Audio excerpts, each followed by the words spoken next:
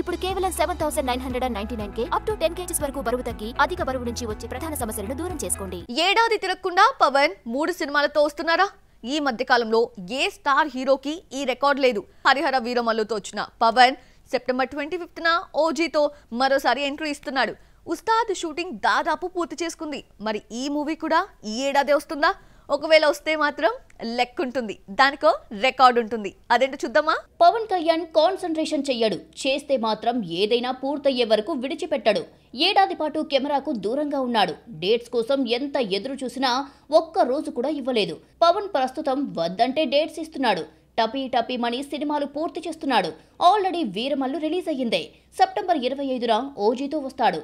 Ustaad Bhagat Singh shooting మొదలు పెట్టాడో లేదో దాదాపు పూర్తయింది. ఇంకో వారం రోజుల షూటింగ్ చేస్తే పవన్ పార్ట్ పూర్తవుతుంది.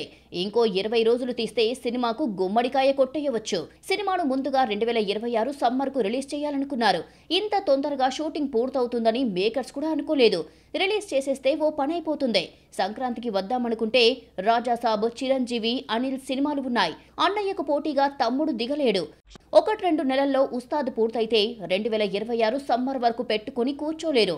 సంక్రాంతి తర్వాత అంటే రిపబ్లిక్ డే 26 సోమవారం రావడంతో లాంగ్ వీకెండ్ వచ్చింది. ఇదొక ఆప్షన్. అన్ సీజన్ ఫిబ్రవరి, మార్చిలో రావడానికి సాహసించారు. లేదంటే ఈ ఏడాది క్రిస్మస్ కు వచ్చేస్తారేమో చూడాలి. మరి స్టార్ హీరోలు 2 ఏళ్లకోసారి కనిపిస్తున్నారు.